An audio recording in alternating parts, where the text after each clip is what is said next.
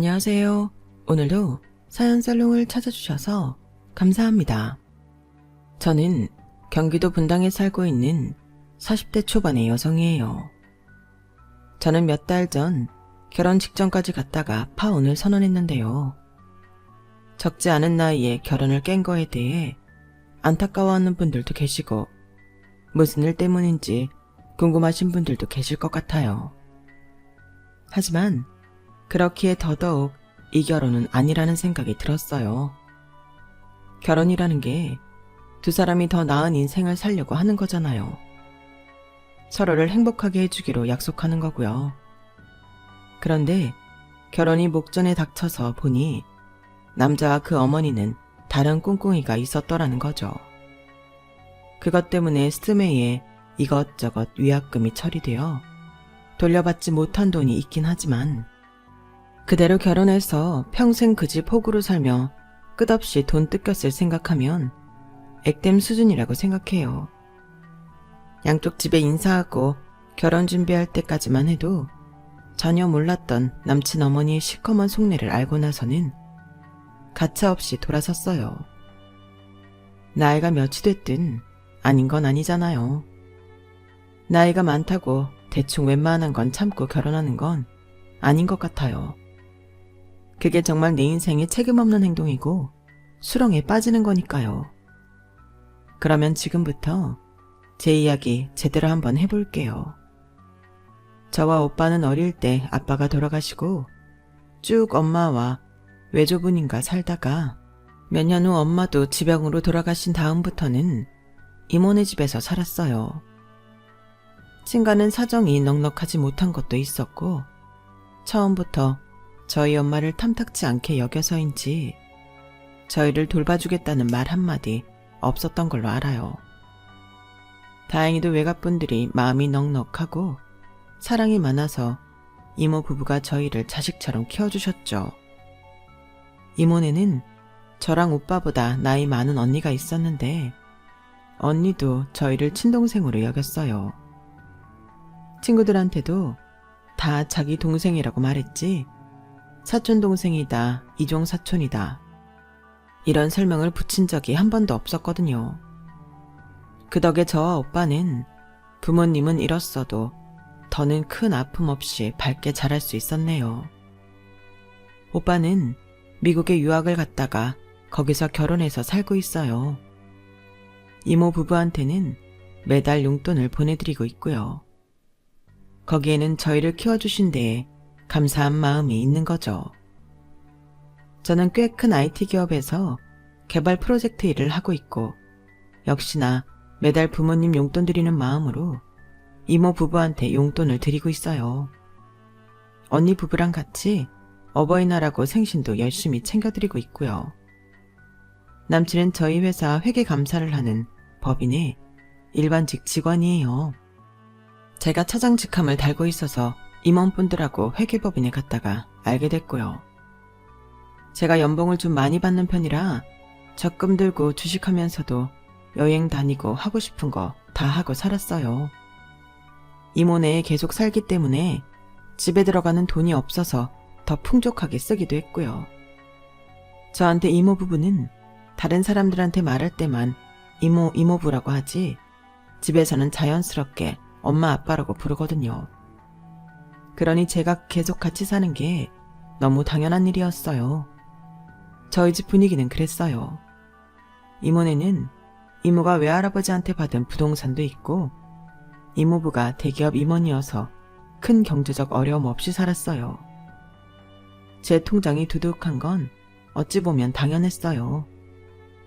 남친과 1년 반 정도를 사귀다가 결혼하기로 결정하면서 서로 재정을 공개하게 됐는데요. 남친은 돈을 정확히 1,200만 원 쓸 수 있다고 하더라고요. 그게 결혼 비용으로 쓸 수 있는 전부였던 거예요. 너무 걱정하지 마. 엄마가 우리 신혼집 자금은 대준다고 했거든. 너랑 내가 동갑이라고는 해도 나는 군대 갔다 와서 공시생하다가 포기한 시간이 있어서 사회생활 시작이 늦었잖아. 그러다 보니 직장생활도 10년 좀 안 됐고 그동안 대학교 등록금 대출받은 것도 갚고 이것저것 들어갈 때가 많았어. 그런 걱정 없이 편하게 산 윤정이 너랑은 경우가 다르잖아. 뭐 혼사가 이렇게 다 어그러지게 된 것도 결국 돈 때문이긴 한데요. 돈보다도 남친하고 남친 어머니의 어이없는 태도가 더 문제였거든요. 그런데도 남친은 제가 파혼한 이유를 이야기할까봐 아주 노심초사했었네요. 뭐가 잘못인지 모르는 거였죠. 야, 박윤정, 너 파혼한 이유 소문내지 마라. 그거 너도 쪽팔린 거야. 알아? 결혼 깨진 게 자랑은 아니잖아. 나도 아무 말 안 할 거니까 너도 그러는 거 다 입국 닫으라고. 알았지? 이런 거는 그렇게 해달라고 부탁해야 되는 거 아니야? 어째 말하는 게 명령조다. 어쨌든 내가 먼저 나서서 말하고 다닐 일은 없을 거야. 너만 잘하면 말이야. 김정호, 너 내 눈에 띄는 데서 자꾸 여자 꼬시고 그러지 마라. 내가 진짜 지구 끝까지 따라가서 그 여자한테 너랑 결혼하면 왜 안 되는지 다 얘기할 거니까. 너야말로 나에 대한 험담하기만 해. 회사 게시판에 니네 콩가루 집안인 거 다 밝힐 테니까. 사람을 돈주머니로 하는 게 콩가루 아니겠어? 제 말에 그 인간은 더는 입을 못 놀리고 씩씩대며 돌아가더군요. 정말 찌질하기 그지없더군요. 제가 왜 저런 인간을 좋다고 결혼까지 한다고 했나 싶었어요. 정말 제가 제정신이 아니었나 봐요. 솔직히 저라고 파혼한 다음에 사람들 보는 게 껄끄럽지 않았겠어요. 뒤에서 뭐라고 수군댈지 걱정도 됐고 스트레스도 받았는데 직장 동료 한 명이 자기 속을 털어놓더라고요. 박 차장, 그렇게 끝난 게 나아. 나는 지금 결혼 1년 반이잖아. 심각하게 이혼 고민 중인데 이게 은근 걸리는 게 많더라고. 이혼 소송도 너무 스트레스일 것 같고 진짜 결혼식 올린 과거의 나를 때려주고 싶다고. 누가 뭐라 하든 박 차장 인생만 생각해. 김정호 씨 외동이랬지? 요즘이야 거의 외동이 많긴 한데 그래서 더 집착하는 시어머니들도 많다는 것만 알아도 내가 들은 얘기만도 진짜 장난 아니게 많거든. 근데 결혼 전부터 사람 긁는다? 이거 뻔해. 나도 결혼 준비할 때 포기했어야 했어. 나이 많다고 대충 맞춰서 결혼하는 거 절대 아닌 것 같아. 나도 곧 40 된다고 급하게 결혼해서 이렇게 된 것 같다니까? 직장 동료는 저한테 이거는 지나가라는 바람이라고 더 좋은 일 있을 거라며 사람들 시선에 너무 신경 쓰지 말라고 하더라고요. 그 말이 너무 고마웠고 그 친구 이야기를 들으며 제가 파혼하길 정말 잘했다는 생각이 들었어요. 남친은 결혼 전 자기네 부모님은 오픈마인드여서 제가 이모네 집에서 자란 것도 전혀 신경 쓰지 않고 시집살이 같은 것도 없을 거라고 큰 소리 쳤었어요. 처음 인사 갔을 때 남친 어머니도 저한테 직접 말한 거기도 했고요. 나는 고리타분하게 며느리한테 잔소리하고 쓸데없는 시집살이는 안 시키려고 한다. 하나뿐인 아들 결혼시키니까 며느리를 잘 잡아라. 그런 말 하는 친구들도 있는데 나는 그런 사람 아니야. 뭐 일주일에 전화는 몇 번 해야 되고 명절은 어떻게 챙겨야 되고 아주 시시콜콜 나한테 코치들 하더라. 근데 나는 그런 거 안 해도 그만이야. 진짜 그래. 예단도 기본적인 것만 하고 너무 비싼 거 하지 마라. 남친 어머니도 남친도 너무 쿨하게 나오니 오히려 제가 마음을 쓰게 되더라고요. 아무리 그래도 하나밖에 없는 며느리 보시는 건데 할 건 해야지. 엄마 아빠도 나한테 제대로 다 해가라고 하셨으니까 내가 알아서 해볼게. 나는 윤정이 네가 이모님, 이보부님, 엄마 아빠라고 부르는 게 아직도 신기하더라. 그만큼 친가족이나 다름없다는 것 같아서 좋은 것 같아. 근데 엄마는 아마도 내 결혼식에 돈 많이 못 보태주니까 미안해서 그러시는 것도 있을 거야. 근데 나도 최소한만 해도 될 것 같아. 그런 게 뭐가 중요해? 우리가 잘 사는 게 중요하지. 이렇게까지 말하는 데다가 시댁에서는 저희 부모님이나 집안에 대해 일절 물어보지 않아서 더 철석같이 믿어버린 것도 있었어요. 남친 어머니는 제가 돈 잘 벌고 똑똑하다고 그걸 엄청 칭찬했어요. 능력 있는 며느리 보게 돼서 너무 좋다고요. 요즘은 여자든 남자든 돈 잘 버는 게 최고 아니니? 빠듯하게 벌어서 허득거리며 살며 부모한테도 불효하는 건데 너는 이모한테 용돈도 준다며. 그런데다가 모아놓은 돈도 많고 그게 잘 사는 거야. 맞아 엄마. 그게 실속 있는 거지. 내가 윤정이랑 결혼하겠다는 데에는 그런 이유도 있다니까. 엄마도 좋지? 좋다마다 이해. 남자가 여자보다 못 번다고 그걸로 꽁 하고 그런 것처럼 보기 흉한 거 없다. 실속이 최고지. 우리 아들이 이런 거 보면 참 똑똑하다니까. 근데 니네 식장은 언제쯤으로 잡을 거니? 네, 저랑 정호 씨가 알아봤는데 저희 스케줄에 가장 맞는 건 2월이더라고요. 좀 추울 때이긴 하지만 정호 씨가 계절 좋을 때만 따지다가 늦어지기만 한다고 2월에 하자고 하네요. 어머 그래? 2월이면 우리 단독주택으로 이사갈 때구나. 내가 그 땡땡산 밑에 예쁜 주택마을에서 살아보는 게 꿈이라서 더 나이 먹기 전에 질러보자 하고 이사 결정했다. 너네 신혼집도 그 근처로 하는 게 어떠냐? 아니면 우리 집에서 같이 살아도 좋고. 그래, 우리 같이 살자. 그러면 니들 돈도 굽고 좀 좋니? 저는 정호 씨한테 듣기로는 저희 집 구하는데 돈 보태주시는 걸로 알고 있었는데요. 아무래도 신혼인데 처음부터 같이 사는 건 저희 입장에서는 좀 힘들 수도 있고요. 저는 분명 남친한테 돈을 보태주는 걸로 이야기를 들었는데 같이 살라는 말이 나오니 황당했어요. 이런 문제를 처음부터 예비 며느리가 찍히지 않겠다고 웃어 넘기거나 하면 안 될 것 같아서 분명하게 말을 했죠. 뭐 어떠니?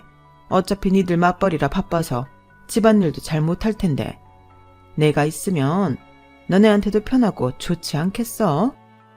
어머니 죄송한데 저는 결혼할 때 합가를 생각해 본 적은 없어요. 어머니 생각으로는 좋을지 모르지만 서로가 스트레스 받을 일이 많을 거예요. 살다가 어쩔 수 없는 경우가 생긴다면 모를까. 그럴 이유도 없는데 같이 사는 건 힘들지 않겠어요? 저는 그래요. 어머니 말씀대로 일하느라 힘든데 집에서라도 편하게 쉬어야 하잖아요. 솔직히 말씀드리면 시댁하고 같이 살면 며느리가 편하게 쉴 수 없는 게 현실이잖아요. 그러자 남친 어머니는 표정이 좀 싸늘해졌어요. 그래도 말투는 상냥하더라고요. 말투만 상냥했지 내용은 돈 한 푼 못 준다는 거나 마찬가지였어요. 알았다. 나도 나름 생각해서 했던 말인데 어쩔 수 없네. 그럼 집은 니들이 알아서 해야겠다. 정호가 말을 했나 모르겠는데 우리 이사하면서 집 리모델링 비용이 만만찮게 들어가서 여유가 없어. 보태줄 수가 없구나. 그런 사정은 아직 못 들었어요. 저는 정호 씨가 저희 신혼집 돈 절반은 보태줄 거라고 해서 그렇게 알고 있었거든요. 정호 씨가 1200만 원밖에 없어서 집을 어떻게 구해야 할지 막막하긴 하네요. 그렇게 말하며 남친을 보니 남친 얼굴이 벌개져서는 고개를 숙이더라고요. 그런 중요한 걸 저한테 말을 안 했으니 지도 저를 볼 수가 없었던 거겠죠. 하지만 어차피 이렇게 알게 될 거 왜 말을 안 했는지 저는 답답하더라고요. 시어머니는 제 눈치를 보더니 말을 바꿨어요. 아 그래? 그렇다면 뭐 어떻게 해봐야겠네. 한 5천까지는 해줄 수 있을 것 같긴 하구나. 이렇게밖에 못하는 내 심정도 좀 이해해줘.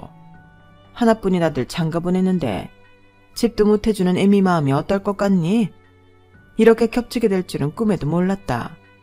그래도 우리 들어가는 집이 동네가 좋아서 집값은 꾸준히 오를 거다. 원래 집값은 안 떨어지는 거 아니냐? 정 니들 집값이 감당이 안 되면 대출 좀 더 받으렴. 너는 직함도 있고 하니 대출 잘 나올 것 같은데? 그래도 지금 무리를 해서라도 집을 장만해야 니들 노후에 걱정이 없는 거야. 아직 젊으니까 일 열심히 해서 갚으면 되는 거고. 남친도 자기 엄마 말이 맞다는 듯 저를 보며 고개를 끄덕이는데 그 순간 갑자기 든 생각이 이 사람들은 내가 돈 버는 걸로만 나를 판단하는 건가 싶더라고요.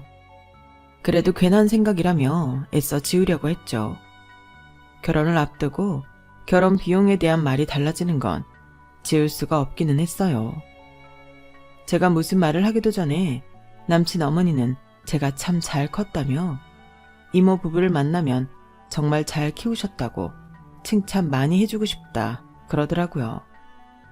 그런 말을 들으면 저를 좋게 본 건 맞는 것 같아 헷갈리고 갈등이 생기더라고요. 돌이켜보면 그렇게 마음이 불편해지는 게 빨간불이 들어온 신호더라고요. 싸우면 싸웠지 저 사람들 뭔가 찜찜하다 이런 생각이 드는 건 일종의 경고인 거였어요. 어쨌든 그래도 남친도 이모 부부를 만났고 결혼 날짜는 2월로 잡기로 했어요. 남친이 굳이 그렇게 하자고 자꾸 그러더라고요. 저는 이왕 할 결혼 빨리 해버리자라는 생각에 그 말대로 했고요. 제가 비록 부모님 없이 이모 부부 손에 자랐다고는 해도 남친 집안에 비해 부족한 건 없다고 생각했어요. 외가가 부유해서라기보다는 제가 알뜰하게 살았고 돈도 꽤 모았으니까요. 사실 제가 모아놓은 돈으로는 대출을 많이 받지 않아도 수도권에 적당한 집은 구할 수 있을 정도였어요. 저는 결혼을 해서 뭔가 눈앞에 놓인 상황을 탈출해야 할 만큼 절박한 것도 없었고요. 그래서인지 결혼 날짜를 잡아놓고도 식장 예약이 좀 꺼려지는 게 남친 말이 앞뒤가 안 맞아서였거든요. 제가 좀 뜸을 들이자 남친은 지가 직접 가서 예약을 했다고 하더군요. 그날 저녁 저를 만난 남친은 이리저리 제 안색을 살폈어요. 윤정아, 너 혹시 요새 무슨 일 있어? 아니면 우리 집 인사하고 뭐 마음에 안 든 거야? 어째 네가 요즘 전하고 다른 것 같아서 그래. 나야 생각할 게 많아지기는 하지. 정호씨 했던 말이랑 다른 게 많잖아. 정호씨 말로는 집값은 정호씨 집에서 해준댔는데 결혼 비용 다 해서 5천 이상은 절대 무리라고 하는 것도 그렇고 갑자기 집에 들어와서 살라고 하니 안 놀랄 수 있어? 그런 말 전혀 없었잖아. 그거 중요한 문제야. 우리가 앞으로 같이 살아야 되는데 나한테 그런 중요한 일을 알려주지도 않고 다른 사람한테 듣게 하면 안 되잖아. 엄마니까 그랬지. 나는 엄마라서 뭐 남이라고 생각 안 한 것도 있고. 엄마 말대로 너도 그럼 5천만 보태고 나머지는 대출받아서 둘이 똑같이 갚아 나가자. 그러면 되잖아. 5천만 원으로 다 집 구하는 데 쓰면 정호씨 1200으로 다른 거 비용하고 다 한다는 말이야? 그래? 그러자 남친은 말을 못하고 우물거리더라고요. 그러더니 또 자기네 집 사정을 봐달라는 말만 되풀이했어요. 우리 사정 이해 좀 해줘. 내가 돈 많이 못 모은 거에 대해서는 충분히 얘기했다고 생각하고 우리 엄마도 계속 낡은 아파트에서만 살다가 이제 겨우 꿈을 이루시게 된 거라서 나도 뭐라고 말을 못하겠더라고. 엄마가 원하는 집에 가서 살게 됐는데 나 결혼해야 되니까 그러지 말고 돈 달라고를 못하겠더라고.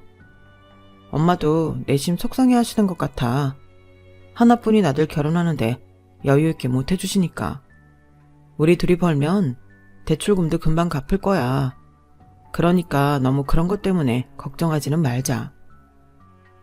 남친은 어떻게든 돈 문제를 무마하려고 했는데 저는 돈도 돈이지만 남친하고 남친 어머니 태도 때문에 더 불편했던 거거든요.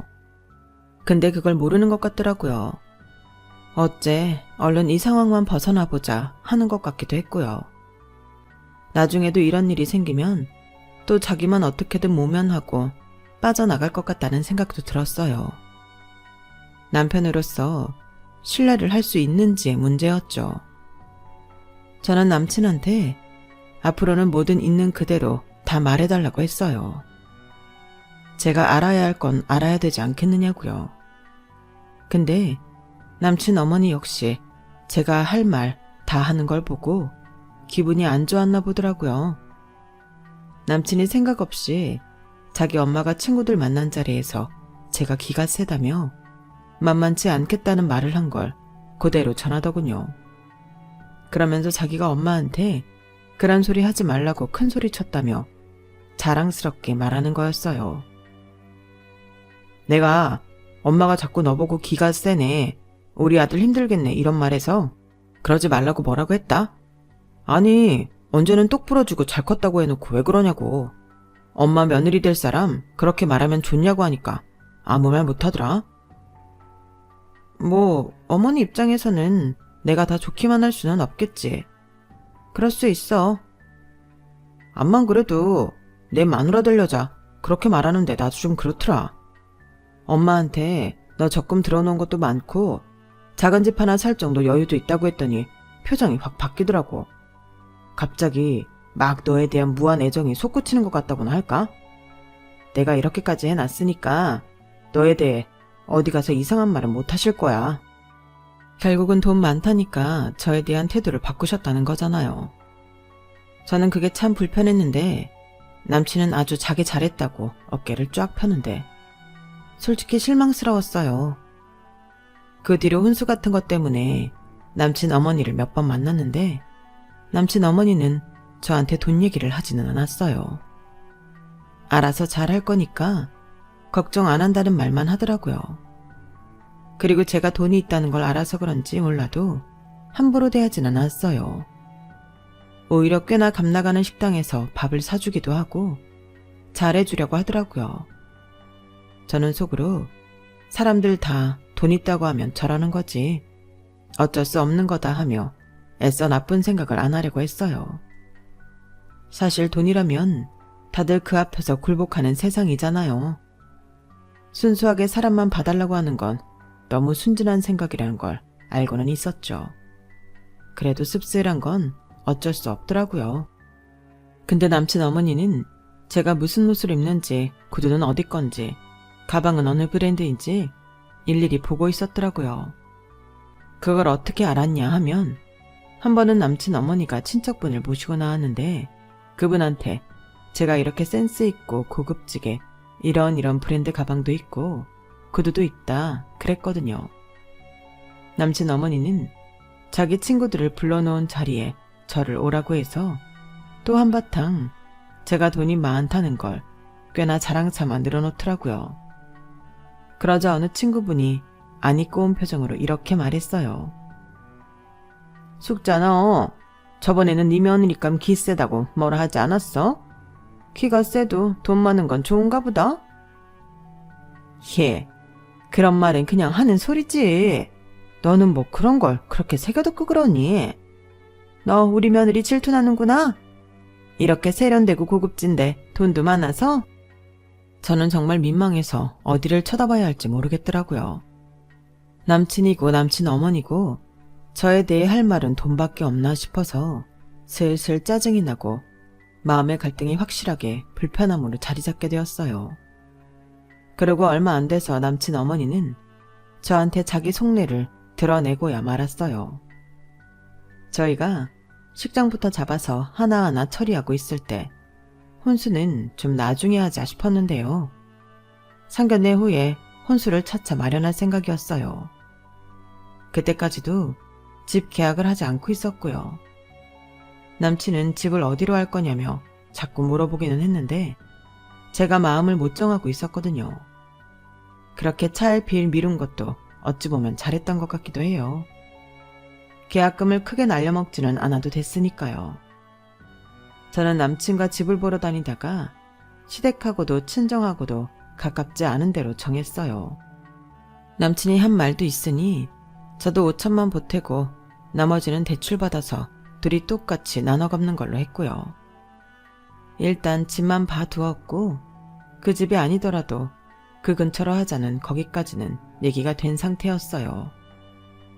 상견례가 늦어진 거는 남친 집 쪽에서 일이 생기는 바람에 계속 미뤄서였어요. 결국은 결혼식 한 달 앞두고 상견례를 하게 됐는데요. 그때 집이 마음에 든 게 있어서 보려고 했는데 집주인이 유럽 여행을 간 바람에 직접 만나지를 못한 거였어요. 그래서 일단 보류해 두었는데 그게 정말 1,000원이었지 뭐예요. 상견례를 앞두고 남친 어머니가 저를 보자고 하면서 일이 터졌거든요. 남친 어머니는 갑자기 저를 강남의 유명 호텔 레스토랑으로 불러내셨어요. 어머니, 굳이 거기서 배워야 하나요? 그냥 다른 편한 데서 봐도 되는데요. 호텔 레스토랑이라니 좀 부담스럽네요. 예, 상견례 앞두고 내가 너 따로 밥 같이 먹고 싶어서 일부러 좋은 데 예약한 거야. 부담스럽긴 뭐가 부담스럽니? 시어머니가 밥 사주는 건데. 하지만 어쩐지 내키지 않더라고요. 게다가 지금 이사에 리모델링에 돈 없다면서 그런 비싼 음식 사주는 게 좋을 리도 없었고요. 아무튼 불편한 마음을 안고 가기는 갔는데 남친 어머니는 정말 상상을 초월하는 말을 저한테 하더군요. 저로서는 정말 이해가 안 가는 말이었어요. 제가 나갔더니 그 자리에는 남친도 있더라고요. 사실 제가 지금까지 남친 어머니 이야기는 해도 남친 아버지에 대해서는 말을 안 했잖아요. 그게 남친 아버지가 자리에 잘 없었거든요. 나중에 알고 보니 남친 아버지가 따로 나가서 살고 있다더라고요. 그런데 남친하고 남친 어머니는 그런 걸 전혀 말하지 않았고요. 아무튼 그날도 단 둘이서 저를 맞이하는데 영 느낌이 좋지 않았고 그 느낌은 적중했어요. 거기서 나오는 제일 비싼 코스를 시키는데 저는 너무 무리하는 거 아니냐고 물어봤어요. 무리는 무슨 무리? 이제 곧 한 집 식구 될 거라 축하 의미도 있고 내가 하고 싶은 말도 있어서 그런 거니까 일단 먹자. 먹을 때는 기분 좋게 먹어야지. 하면서 남친도 남친 어머니도 코스 요리가 다 나올 때까지 먹기만 하고 별 다른 말을 하지 않더라고요. 그러더니 느닷없이 신혼집 구하기로 한 곳이 앞으로 집값 많이 오를 동네라며 제 안목이 대단하다고 막 칭찬을 하더라고요. 역시 우리 며느리가 돈복이 있어. 그냥 돈 냄새 맡는 데는 귀신인 것 같아. 그러니까 직업도 돈 잘 버는 직업을 딱 알아본 것 같아. 그렇다니까 엄마. 윤정이가 진짜 돈이 붙는 사람 같아. 그래서 말인데 세아가 이 대출 상품 말이다. 이게 딱 네가 대출 받으면 아주 좋을 것 같아서 말이야. 대출 상품이요? 아, 저희 집 구할 때 대출 받을 거 말씀이세요? 아니 그게 아니고 나 이상하는데 말이야. 이래저래 돈을 쓰다 보니 잔금 내는데 2억이 부족하더구나. 네가 여유가 꽤 있다고 해서 그걸 좀 쓰게 해달라고 하고 싶었다만 그러면 너도 갑자기 큰 돈이 훅 나가서 비상금이 줄면 불안할 것 같아서 말이야. 이 대출 받아서 나 좀 해주련? 돈은 네가 갚는 데에 절대 무리 있지는 않을 거다. 신혼집 대출은 니네 둘이 같이 할 거니까 여유가 있잖아? 니들 생활비 쓰는 게 뭐 얼마나 되겠어. 각자 용돈 하던 거 모아 써도 되는 거고. 이 정도면 네가 우리 집 위해서 해줄 수 있는 금액이라고 본다. 네? 제가 지금 잘못 들은 거 아니죠? 그러니까 이 대출을 받아서 어머니 집값 잔금에 보태고 그 대출은 제가 갚으라고요? 네 이름으로 낸 대출인데 네가 갚아야지. 그럼 누가 갚아? 뭐 정호가 갚아야 하나? 윤정아, 내 월급 뻔한 거 너도 알잖아. 우리 어차피 같이 살 거고 너 우리 가족 되는 건데 네 돈 내 돈 따지는 건 좀 그래. 엄마한테 이 정도 해줄 수는 있는 거잖아. 정호 너 뭘 그리 비굴하게 말하니? 그러니 제가 맨날 큰소리치지. 예, 이 정도는 내가 부모로서 당연히 요구할 수 있는 거 아니니? 너 하는 태도 보니 내가 마음이 상해서 안 되겠구나. 좋게 말하니까 잘못 들었냐? 이딴 소리나 하고 말이야. 나 이 돈 받아야겠다. 니네는 앞으로 돈 모을 일만 남았지만 늙은 나는 아니거든. 그러니까 이 대출 받아다오. 너무 기가 막히니 혀만 차게 되더군요. 대출 상품은 10년 동안 갚아야 하는 거였고 그 기간 동안 저는 제가 쓴 돈도 아닌 것 때문에 제 생돈을 물어줘야 하는 건데 제가 자기 아들하고 결혼한다고 그걸 당연하게 요구하니 황당하게 그지없었어요. 자기야, 박윤정, 이 집 결국 우리 거 되는 거야. 나한테 형제가 또 있냐? 우리 집에 온리 원, 나 하나야. 엄마가 결국 그 집 우리 주지 누구 주겠어? 그러니까 미래를 위해 투자한다고 생각해. 정호 말이 맞다. 내가 이 집을 조카를 주겠니? 고모니한테 주겠니? 나 다 뜻이 있어서 지금 무리를 해서라도 좋은 집 얻는 거다. 이게 다 재산을 불리는 과정이라고 생각하고 지금 투자를 좀 하려무나. 다 서로 좋자는 거잖냐. 뭐가 서로 좋자는 거예요? 결국 그 집이 제 이름이 되겠어요? 어머니, 그 집 이름 제 명의로 해주실 거예요? 말씀해보세요. 제가 그렇게 말하자 남친 어머니와 남친은 서로 얼굴만 보며 아무 말도 못했어요. 그럴 줄 알았어요. 그런데 저더러 이 대출금을 다 갚으라고요? 2억을요? 아니 뭐 저 생각해 주시는 척 저한테 그 돈 달라고 하려다가 대출 받는다고요? 어떻게 이런 억지를 부릴 수 있어요? 이 자리가 저 떠봐서 대출을 받을지 2억을 줄지 보려던 거군요. 너는 무슨 말을 그렇게 하니? 니네 둘이 계속 같이 벌 거니까 미래에 너네 집에 먼저 돈 좀 대라는 건데 그게 뭐 그리 나쁘다고 이래? 일단 대출 상품이나 제대로 보고 말해. 저야말로 제대로 말해야겠어요. 저 이 결혼 안 해요. 파혼한다고요. 돈이 필요하면 아주머니 아들 돈으로 하세요. 이 대출 아들 이름으로 받으라고요. 저는 자리에서 일어나 제 앞에 놓인 대출 상품 카탈로그를 남친 얼굴에 집어 던졌어요. 너무 화가 나서 견딜 수가 없더라고요. 어머, 너 지금 이게 어른 앞에서 뭐 하는 짓이야? 그리고 아줌마? 뭐 파혼을 해? 너 진짜 할 소리 못 할 소리 구분을 못하는구나. 화가 난다고 시어머니한테 이런 식으로 대해? 내가 우습게 보여? 시어머니는 누가 시어머니예요? 저 집 계약도 안 했고 식장 예약하고 스드메 예약만 걸었지 결혼 안 했어요. 나 아직 아줌마 며느리 아니라고요. 결혼도 안 했는데 식구 어쩌고 하면서 사람 몰가매려고 하는 건 무슨 심보예요? 솔직히 결혼식 때 올리기 전에 이런 말로 사람 돈부터 뜯어낼 줄은 생각도 못했네요. 그렇게 나만 보면 돈 잘 번다, 능력 있다 하던 이유가 있었네요. 내가 돈주머니로 보였던 거죠. 헛꿈 꾸셨네요, 아줌마. 저 아줌마 아들하고 결혼 안 한다고요. 얼마 전부터 계속 쎄했거든요. 사람 예감이라는 게 있다더니 정말 맞았네. 잘 먹고 잘 사세요. 저는 그렇게 말하고 그 자리를 놔버렸어요. 제가 먹은 것만 계산하고요. 나중에 비싼 음식 사줬는데 파혼했다는 둥 그딴 말 듣기 싫었거든요. 남친 어머니도 그렇고 저는 남친이 너무 괘씸했어요. 어떻게 결혼도 하기 전에 제 이름으로 대출을 받아 저한테 갚게 하라고 할 수가 있죠. 남친은 그날 밤에 찾아와서 저더러 왜 화를 내냐며 뭐라고 하더군요. 너 이런 식으로 화내고 화 풀리면 우리 엄마 어떻게 보려고 그래? 이게 그렇게 화낼 일 아니야. 냉정하게 생각해봐. 우리한테 나쁠 거 하나 없어. 네가 대출금 갚는 게 뭐 그리 손해라는 거야. 아까도 말했지만 그 집 어차피 우리 거 돼. 나 같으면 바로 여윳돈 2억 있는 거 찾아다 엄마 주겠다. 저는 뻔뻔한 남친한테 질려버렸고 그 자리에서 그놈 정강이를 차버렸어요. 이게 진짜 좋게 끝내려고 했더니 사람 아주 지르네. 야, 그렇게 좋으면 네가 대출 받아서 네가 갚고 네 집 만들어. 그러고 집에 들어왔더니 남친은 또 그걸 자기 엄마한테 얘기해서 남친 어머니가 저를 찾아오게 만들었더라고요.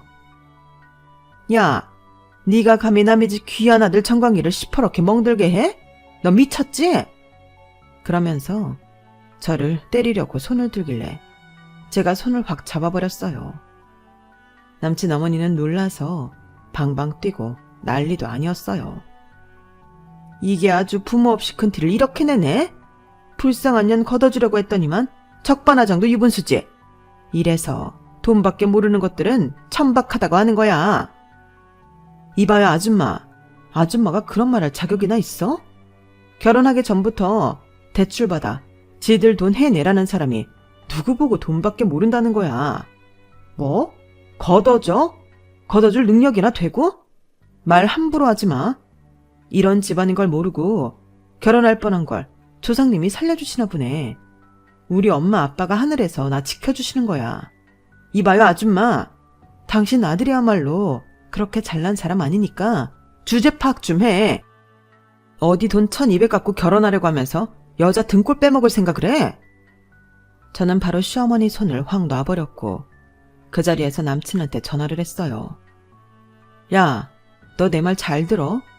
너 스드메 예약한 거 위약금 반 낼 준비나 하고 그동안 결혼 준비한다고 나 돈 쓰게 한 거 죄다 물어낼 준비하고 있어. 그리고 식장 예약은 네가 혼자 가서 잡은 거다. 네가 알아서 해.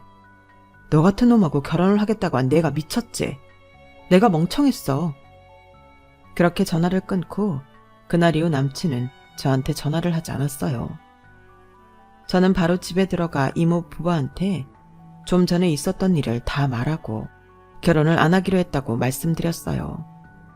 제가 좋아했던 사람하고 결혼하려던 게 맞나 싶을 정도로 홀가분하고 아무 생각 안 들더라고요. 그동안 불안해하고 질려 있었던 걸 털어내게 돼서 오히려 다행이라는 마음만 들었어요. 그런 시댁인 줄 모르고 결혼했으면 정말 큰일 났을 거예요. 제 말에 이모는 어디다 대고 부모 없다는 말을 하냐며 화가 나서 당장 쫓아가려고 했지만 제가 겨우 말려서 진정하셨어요.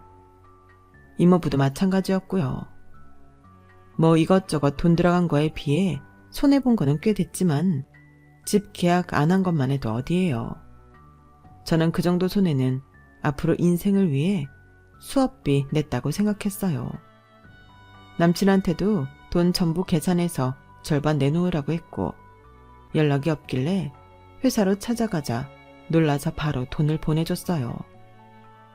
그렇게 파혼을 하니 남친 회사에서는 좀 불편해했나 보더라고요. 그도 그럴게 저희 기업이 꽤 큰 고객인데 거기 개발 차장하고 파혼을 했고 이게 은근히 소문이 퍼져서 남친한테 책임이 있다는 게 알려졌나 보더라고요. 결국 그 회사에서는 남친을 지방에 있는 계열사로 내려보냈어요. 남친은 그런 일이 있는 줄도 모르고 저한테 왜 파혼했는지 말하지 말라고 난리를 쳤던 거더라고요. 그런 일이 생긴 것도 이제 반년이 되어가네요. 지금은 저도 많이 안정을 찾았고 제 생활 잘하고 있어요. 혹시라도 중요한 일 앞두고서 자꾸 마음이 걸리거나 불편한 게 생긴다면 잠시 멈추고 잘 생각하시길 바랄게요. 특히 결혼 같은 인생이 크게 바뀌는 일은 더더욱요. 저처럼 빨리 정리를 하는 것도 좋은 방법 같아요. 아니면 호미로 막을 거 가래로 막을 수도 있으니까요. 결혼은 저도 행복하고 상대도 행복해야지 특정한 사람만을 위해 제가 희생하는 건 아니라고 생각해요. 그럼 지금까지 제 이야기 들어주신 분들 감사드려요. 다들 행복하세요. 여러분, 사연 댓글에 응원과 현명한 조언 부탁드려요. 좋아요와 구독은 저에게 큰 힘이 됩니다. 오늘도 좋은 일 가득하세요.